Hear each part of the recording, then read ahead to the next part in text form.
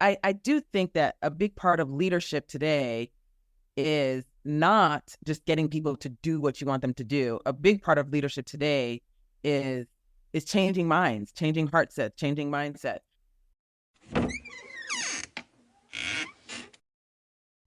Exude Human Capital hosts Hold On, Let Me Close My Door, bringing real HR stories from real professionals with real solutions to you.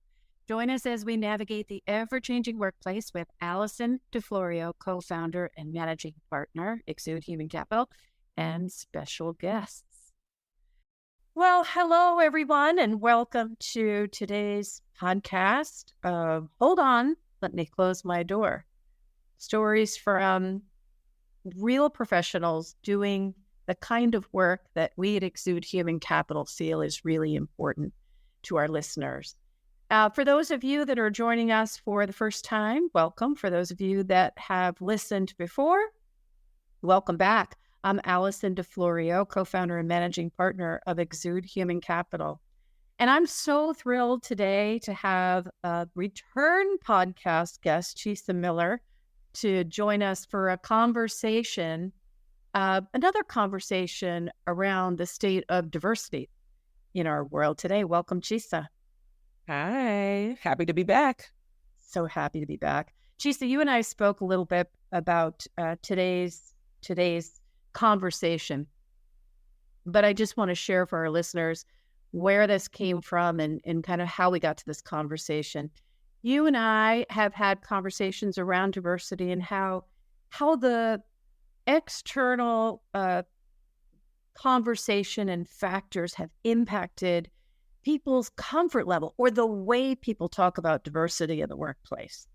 Over the last couple of months, there have been a number of issues, including, or I should say, that have resulted in some very harsh words and some actions taken around diversity that I think is worthy of a conversation. So toward the end of last year, there were some comments made by a board member regarding the resignation of the president of Harvard University, Dr. Gay.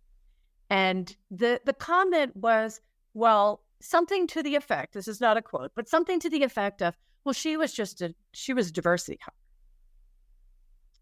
And when I hear that, and when I hear some of the actions being taken across our country, removing the word diversity from curriculum, removing any training around diversity from curriculum, it just gives me pause. And I think it's worthy of a conversation to get some perspectives from someone like you who works in this space and who's talking about these issues on a regular basis for your perspective. So before we get started, Chisa, for those of you for those of our listeners who haven't met you before, can you take a moment and share a little bit about you, your background, and the work that you do? Yes. So again, Chisa Miller. I have been in the DEI space for almost 20 years now. Prior to that, I was in the corporate world, in gaming in Vegas. Originally a Jersey girl.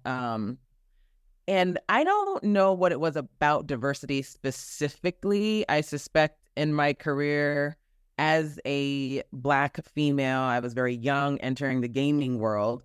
I had my own kind of diversity challenges, and I just really made a decision to make DEI my passion in my personal life. But then when I had an opportunity to make it my career and the work that I do, I jumped on it and been doing it ever since. So still loving it, always changing. I will say, 20 years ago when I started this work, there was only one word, and it was diversity, right? Like there wasn't diversity, inclusion, equity, belonging. Like we weren't talking about all of that back then. It was just diversity. And as you were explaining, I thought about the fact that the word diversity, however you want to pronounce it, was just as much of a hot button term 20 years ago as it kind of is now. maybe in different ways, but I remember going to my first diversity class and thinking, are you kidding me? Like, I don't need to go to a diversity class. I'm a Black girl. Like, go send those other people. It's kind of where my head was at back then, in my early 20s. But I think the stereotype that comes along with just the word diversity in and of itself, right? Like how we define it, how every individual defines it is so different. And I think over the years, particularly as of late, it has become a word that seems to be more divisive than anything else, right? So, I mean, should it be divisive? No. Should it be used as a weapon or anything? Absolutely not. But, I guess that's just kind of where we are. I mean, I'm at the point where I get text messages every day of screenshots from all the different news outlets about, diversity in the news. And everybody's like, hey, are you afraid about, losing your job or, all of these things. So we're certainly in an interesting space when it comes to DEI, but I'm actually loving it. I don't love the fact that we're in this space, but I love the fact that it's almost challenging all of us to engage in conversation. And I think that puts us at a better place today than we probably were 20 years ago, because we were not as open to the conversation 20 years ago. I think that's a great way to frame it. And it's also interesting to hear you say that, from your recollection, 20 years ago, the word had a similar impact. It's just, and so really what has changed in 20 years? I read recently that many of the major financial institutions who were all about ESG investing over the last several years have officially removed the word diversity from their annual reports, which is just it just kind of speaks to where we are right now. What is happening in corporate America with this word diversity? What's happening? Well, I think the short answer is media and politics. That would be my short answer, because no matter who you are, people, even myself, sometimes I have to disconnect because it's just so much chaos. But even when we disconnect, you almost can't escape what's happening in politics and what's happening in the news and social media and all those things, right? So, so even if you want to escape it, it's still there. Now, here's how I define diversity as the demographic mix. So in a perfect world, I would love to say that we have moved beyond diversity. 20 years ago, when you looked at the demographic mix in many of these organizations, the demographic mix wasn't very diverse. However, 20 years later, just from statistical facts of immigration and all of these things, we know that in a lot of cases, the demographic mix within organizations looks significantly different today than it did 20 years ago. Maybe not as diverse as we would like, but we are certainly making progress. However we got there, we're definitely making progress, and we're talking about the numbers, right? So for me, when we talk about diversity, equity, inclusion, belonging, I would love to be able to say most organizations have gone beyond diversity. But the reality is, we know that there are still companies who have not gone beyond diversity, particularly in their C-suites and, higher levels like that. So again, I think we turn on the news and diversity becomes this thing that's vilified, when at its simplest form, it is defined by the demographic mix. And I mean, that's what we're talking about. So are we really attacking diversity? No, I don't think we're attacking diversity. I think what is being attacked is this movement, if you will, of, I like to say it's kind of like a movement of voices, right? Whether it's your Black folks who are speaking up, it's your LGBTQ folks, who are speaking up. It's people who have felt like they haven't had a voice who are now speaking up.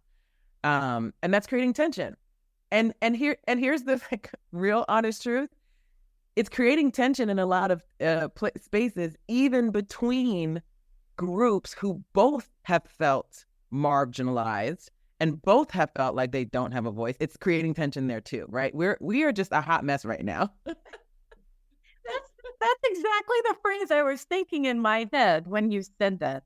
We are a hot mess. And when I think about that, I mean, certainly given where we are as country this year, the social dialogue, the negative social conversation is going to continue, if not ramp up this year. When I think about this from a human resources perspective or business perspective, how can these kinds of comments and rhetoric potentially impact individuals in a workplace, whether that be employees in a workplace from any group, any marginalized group, or candidates who may be thinking about applying or going to work for a particular organization that, let's just say, has removed the word diversity. And again, it's not necessarily the word diversity, but I've had a number of organizations tell me they've actually removed that word from their website as well. So what are your thoughts on how that could actually impact that sense of, do I belong here in an organization? Yeah. I mean, sometimes there are decisions that organizations make that make sense, and maybe it's good for business. Like, I wouldn't be opposed to the organization who said, I took diversity out of, the word out of whatever, because of the negative connotation that comes with it. However, we are still committed to creating inclusive environments and things of that nature. I think that, listen, depending on where you are in this country or maybe even across the globe, it might be smart business to do so, right? So I'm not, opposed to that. But what we do know is that there are organizations who are saying, you know what, forget diversity training, forget inclusion. We're just going to go back to doing what we always did because this is too hard. And that is where I think we have a bigger challenge, right? Like, the organizations who are just like, I'm confused, it's too sticky, it's too messy, and we just don't want any parts of it. And so on both sides, you have qualified, candidates who are coming in who, there's not a person anywhere that doesn't want to work for an inclusive environment or work in an inclusive environment, right? But I think we have to be very careful because we're so much more aware now, the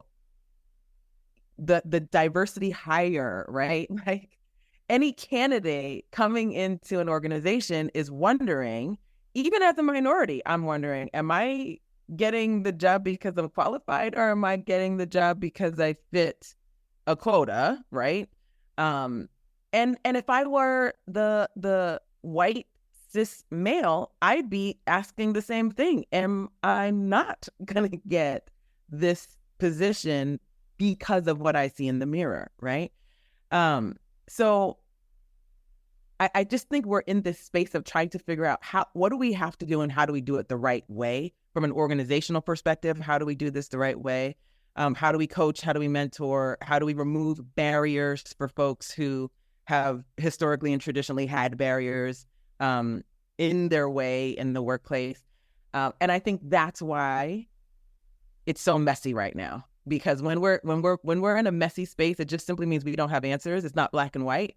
And as long as there's no black and white, we're just going to tear each other down until we can try to figure it out. Isn't that something? It really is. And, it's interesting. And I appreciate kind of your comments about saying, look, for some companies, perhaps it's a business decision and it might be the right decision for them. But I wonder what your thoughts are on what companies can do when they have external stakeholders' voices that are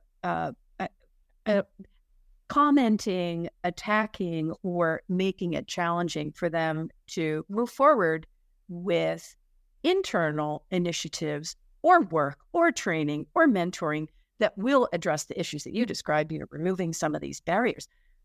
What advice do you have? How do you have that conversation?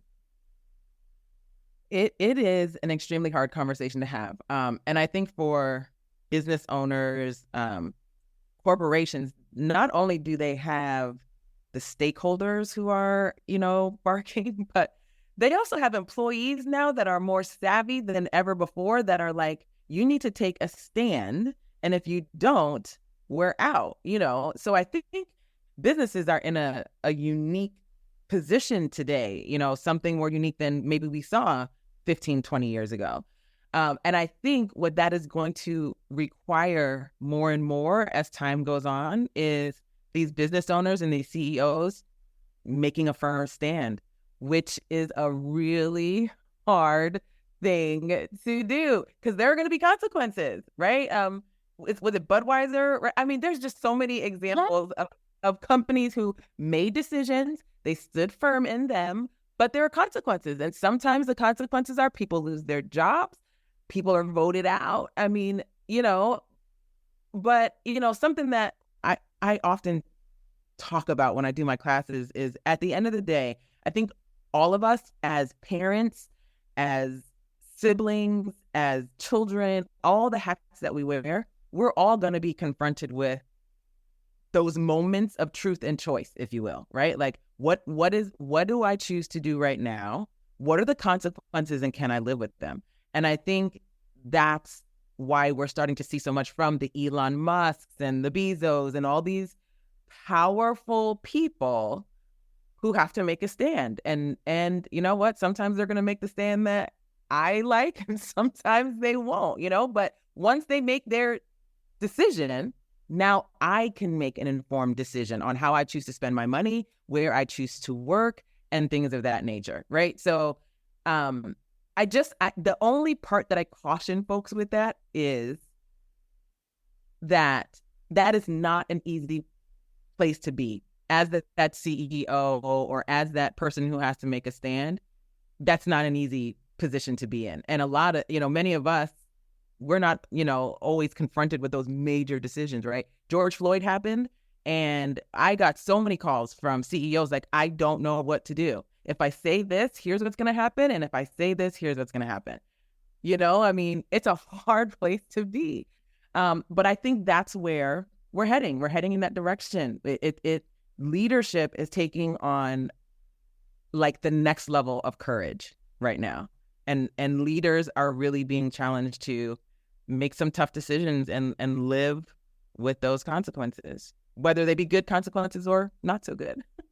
Yeah, and I appreciate that. I mean, you're right. There's so many stakeholders, and each of those sets of stakeholders, internal, external, are going to have different responses or reactions to any action that a business leader can take. And I agree with you. I believe that business leaders are entering a time and place that is very, even more uncertain and uncomfortable than perhaps they've had in the past. So from that perspective, and I know you've worked with many, many business leaders and of organizations in all sectors, what advice do you have for the business leader today who's forced to make that decision? What advice do you have for them?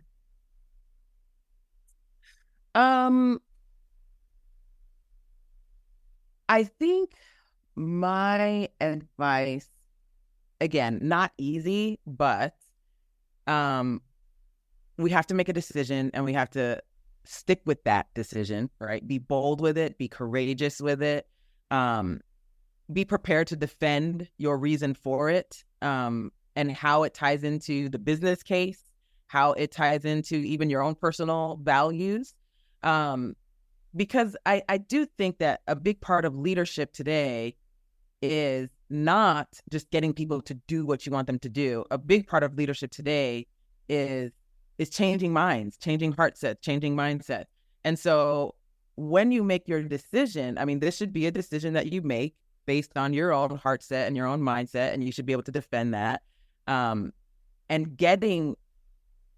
there's extreme potential in getting people to shift their mindset if, we have the courage and the confidence to take a stand and stick with that, right? So again, it's not easy, but I do think some of the most successful leaders, I mean, even throughout history, I mean, we can rattle off names of great leaders throughout history. Why were they so great? Because they stood like a stake in the ground and said, no matter which way the wind blows today, here is where I stand and I will do no other, right? So I think that is kind of where we have been missing it. That, and this in between time, we've been able to engage in the conversation, but not get too deep. And we haven't really had to check our own values and our own belief systems, but you can't escape it now. I mean, with diversity being like top 5 topics on the news today, we should all be asking ourselves, what are some of these belief systems that I hold? And, how is it affecting my business? How is it affecting my family? How is it affecting, everything it is that we do? And, the reality is I can sit here and say what my belief systems are, and, yours could be complete opposite of mine. And that's where the conflict comes in, right? But again, I mean, we just have to, I always tell people this, all human behavior is purposeful, right? Like, there's a reason why I believe the things that I believe in. There's a reason why you believe the things that you believe in. And so we just have to stand firm in those things. But I would also encourage leaders to be willing to engage in conversation, seek to understand, have a hunger to learn. I think one thing that I've learned over the years with particularly, executive leaders, I've worked with some really, really great ones who are on a constant quest of learning and curiosity. And then I have worked with other ones who are just like, I have risen, I am there, I don't need any more growth and development. And those are the scary ones, I feel. Those are the scary ones when we get so locked into our own way that we're unwilling to see it from other perspectives. So we can stand like a stake in the ground. That would be the challenge, right? But also be willing to learn and grow. And we all have areas where we need to learn, unlearn, and relearn. And I think the greatest leaders are willing to do that, to self-diagnose, to give themselves the gut check.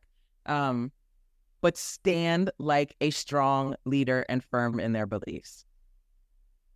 I think everything you've just said, every leader would benefit from hearing. And I also think that, it made me think about once a leader takes a stand, shares a point of view, shares a direction, there has to be some sort of communication back to the back to all the stakeholders, but certainly from an internal, from a talent perspective, employees are going to have questions, and it doesn't mean that the individual has to answer every single question.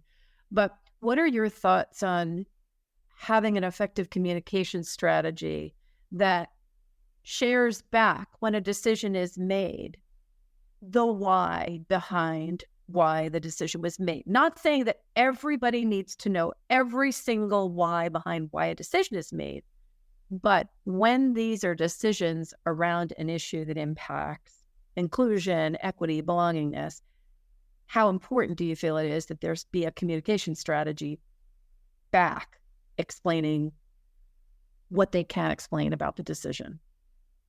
I think it's huge. I think it ties into courage as well. I think there's a lot of companies who don't want to be that transparent for fear that of how those things will be perceived, right? But I think transparency, I mean, oh my gosh, if you want to earn respect and trust and confidence from your folks, that transparency is huge. I mean, on a one-on-one level, from a supervisor to their frontline employee, transparency is just as important as it is from an organizational perspective to the front lines.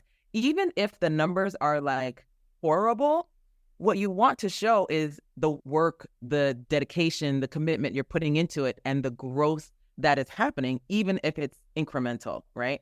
And a lot of times it's going to be incremental. I mean, when we're talking about what we're talking about, diversity and numbers and inclusion and all of these things, it is going to be potentially a pretty slow grind, but that transparency is huge because it tells folks, okay, they don't have anything to hide, because the moment they're not seeing things, they're assuming that things are being hidden, right? So just put it out there. And I'm sure I've probably said this before, I say it all the time.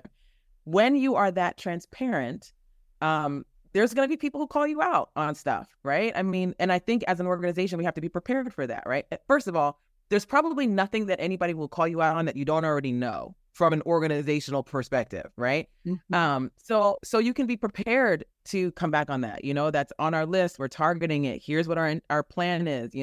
And then you get to report back and say, here's what we did. It worked wonderfully, or here's what we did and it failed miserably. But here's what we're doing to regroup and continue to move forward. As an employee, what I want to see is that the company cares, the company's making an effort. That's what I want to see. I don't need to see perfection. I don't need to see like this crazy, growth. I just want to see that there is some commitment to diversity, equity, and inclusion. And to me, transparency is the absolute best way to show that. There's a lot of data that supports also that transparency, the degree to which employees of an organization feel that leadership is transparent with them. Again, transparent in quotes, how transparent they can be, is directly impacts how much trust they have in leadership in an organization. And I can imagine, as you said, it takes a lot of courage, because when you go out there and you're going to stick by your view and your values and be willing to be transparent, whether the decision proved successful or created some issues. Leaders really benefit from taking that step and having the courage to be as transparent as possible. Yeah, absolutely. Absolutely. Yeah. And you mentioned earlier conflict, right? Conflict in the workplace. It creates conflict in the workplace, just in how people communicate with one another. And I have read quite a bit about the importance of training, particularly managers and above, on conflict resolution, particularly going into the year that we're going into. Interestingly, I have also heard from our own market that using the word conflict training can be almost as off-putting as using the word diversity. So I'd be curious, since you do a lot of training in this space, to hear how you're framing it and what organizations should be thinking about to prepare not just the leaders of the organizations, but the managers, the future leaders of the organization, to have rich conversations this year. Yeah. I personally, I often frame it as like courageous conversations, things, something along that, because the conversations aren't always, I don't know. I do try to steer away from conflict, right? Because while it just becomes one of those hot button terms again, right? Like, and you almost go into a conversation, if you think it's going to be about conflict, with your guard up, right? Mm-hmm. So I think courage, and I'm probably a little biased because I work a lot with cops. So courage is like one of those words that we use a lot, right? But to me, courage is almost like a challenge to leaders today, right? To be better, to be stronger, to be more powerful, and to have the courage to engage in conversations that might even test our own belief systems, right? I mean, that's I'll give you just examples of clients that are dealing with, what's happening in the Middle East, and they have Jewish employees and they have Palestinian employees who are working in the same office, who aren't coming to work because both sides are afraid of what they're going to experience or what conflict they may run into in the office. There's just so many things going on right now, but I think the key for those in leadership positions, right? Supervisors, managers, above. One, we have to be prepared for these conversations. You have to be prepared for one or both of these employees to come into your office and say, here's what's happening, here's where I'm at. They're pissed, they're sad, whatever they're feeling, right? But then how do we create some level of understanding, or, what are the guidelines for what's appropriate in this office, right? How can we still come to work and work effectively with one another, right? And I think that needs to be the goal. How do we engage in that conversation? Maybe it's not talk about specifically what's happening in the Middle East and rehash the history and all that. We may not want to go there, right? And most managers will tell you, I can't go there. Like, I'm not even educated enough to know the details. Like, I can't go there. And that's fine. But, are we creating an environment at work, in the workplace, where people can show up and feel like they're safe? And, ideally, they can come to work and feel like they're not being judged by their counterparts, right? And I can still come to work and do my best work. Because if your people can't come to work and do their best work, there's no point in them coming, right? And if they're coming to work and can't do their best work, there's something in the culture of that office or the culture of your team that's probably preventing them from being able to do so, right? So there's a lot of different ways to handle it. I mean, it probably is going to take some one-on-one with the manager and you, and the manager probably wants to loop HR in and just get some, feedback and ideas, some guidance from HR. But I really do think at the end of the day, in the clients that I've worked with through some of these challenges, a leader's willingness to listen and to diagnose where somebody else is, right? We often call that empathy. I mean, I'm not Jewish, I'm not Palestinian, but, I can empathize with both sides, right? And so I think there are some basic skills that all supervisors and above should absolutely have, and organizations should create space to ensure that they have some of those tools. Like, how can we be more effective listeners as leaders? How can we, operate with empathy? I think today, supervisors and above, a lot of their time at work is dealing with these kinds of issues. It's not dealing with the budgets and, that's a part of it. But man, when they're at work, they're dealing with the pain, the hurt, the drama, all the stuff that's going on outside. So I think from an organizational perspective, there is a responsibility to provide the tools and resources to your folks, right? And that is, how can we be better listeners? All of those things. And let's be honest, some of us have supervisors, managers, and leaders in positions who aren't the greatest leaders or who aren't the greatest empathizers and things of that nature, right? Which is okay, but you better have somebody on that team who can empathize really well and who can listen really well, or you're going to create discord on the team, right? So it's a process. I had a really great conversation with a gentleman who was an executive, executive, and we were doing a class about, it wasn't about feelings, but his interpretation was that all we were doing was talk about feelings, right? And so he was a little aggressive, and he's like, is that all we're going to do? Is that all we're going to talk about is feelings? He was like, I don't want an employee that's going to come in with a whole bunch of feelings. I want an employee on my team who's got skills, who can get the job done. And I'm like, I want that too. Like, when I was in gaming, I want a dealer that can deal their behind off, right? And how great is it if I don't have to do a whole lot of training? However, here's the problem. Too many leaders want somebody who has a whole lot of great skill, which is great. But let me tell you what I can teach you. I can teach you how to deal a game. I can teach you how to empty a machine. I can teach you how to cook. I can teach you the skill. What I cannot teach you is to have a great attitude. Give me somebody with a great attitude. I'll teach them the skill.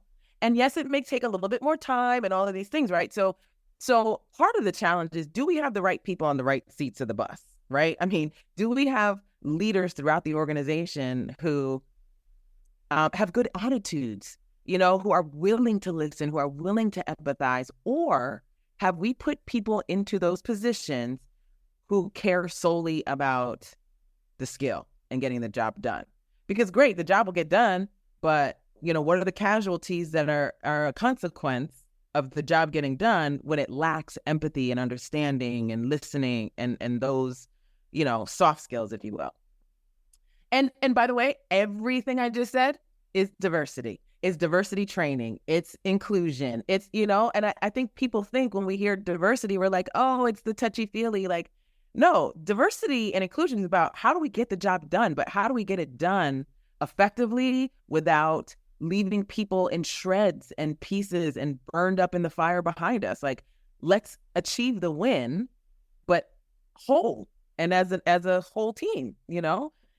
So that's what it's about. I think the the labels or the stereotypes that get slapped on that word diversity um has just really taken it down a whole nother road. I can't agree with you more. And I appreciate the kind of just the basic human needs that you stated. People want to feel safe. People want to not be judged so they can show up and do their very best work. And that kind of, if employers are to think about those simple things and then think about how they can create the environment that allows people to feel safe and where they can respond to people without judging them so people can show up and do the work, we might be in a slightly different place. Yeah. But the empathy piece is easier said than done. I know you and I have had conversations about this. Sometimes people say, but I do empathize. But I think what we have learned is empathy has to be external. You can think it, but you have to state it. People don't, what is the phrase? People don't care what you know until they know that you know that you care. And sometimes that statement of empathy doesn't come as readily to managers who don't like the touchy-feely thing, the feelings piece that you mentioned. Exactly. I think empathy looks a little different for different people, but I love Brene Brown, and you know, Brene has some really just awesome ways of putting things. And she said a lot of times when it comes to empathy, people try to silver lining it. And she said, you know, she used a couple of good examples, like, for example, I have struggled in my past with having children, right? I had 7 miscarriages. And so people would say to me, well, at least, you know, you could still get pregnant.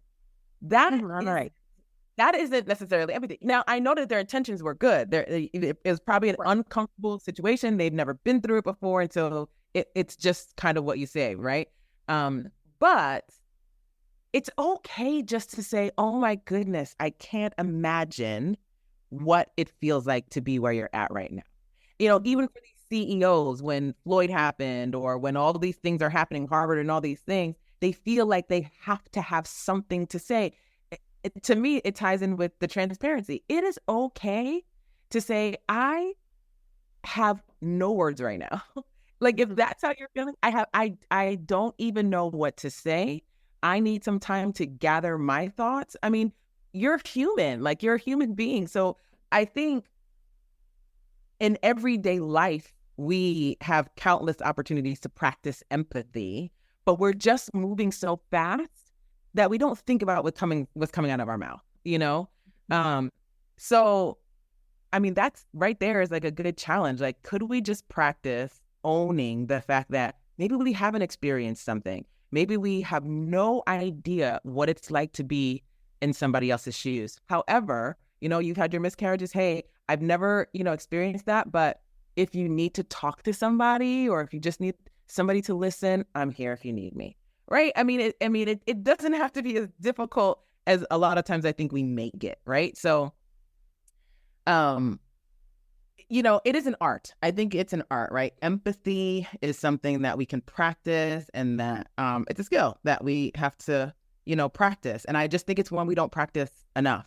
You know, it's too touchy-feely. And then we have all of the deliverable stuff that becomes the priority, and the empathy and all the understanding and all of those things kind of come secondary, which is unfortunate. I think, however, with the younger generation, I always go back to the future generations. I definitely think they are, I'm hopeful, you know, I'm hopeful because anytime I get a young group coming into my classes, they're just like, people really are struggling with this stuff still. And I'm like, yeah, they are. You know, our young folks are meditating, they're breathing, they're journaling, they're doing all these things that we know from research and scientifically that it helps us to be more empathetic and effective and all of these things, and that the older generations just don't create as much space for as the younger generations. So So when these young Gen Zs that everybody wants to beat up right now become CEOs and on that journey up there, I hope that we will have less turmoil. Hopefully, right? I mean, I hope we have less turmoil than we're seeing now. That's a great point. And some of them are entering those leadership roles as we speak, and creating that next generation workplace. Might be interesting for business leaders to have conversations with some of these Gen Z folks about, if you were sitting in my shoes today, what are the 2 or 3 things you would do to make this workplace a better place? Just, and without judgment. You don't know what's going to come out of their mouths, and not everything is going to be a gem, but Right. just to be able to ask that question. Chisa Miller, thank you so much once again for being a guest on Hold On, Let Me Close My Door. We always value your insights and your experience and just your genuinely caring way that you think about people, and people in today's workplace. So thank you. Yeah. And to all of our listeners, thank you for tuning in to Hold On, Let Me Close My Door. Until next time.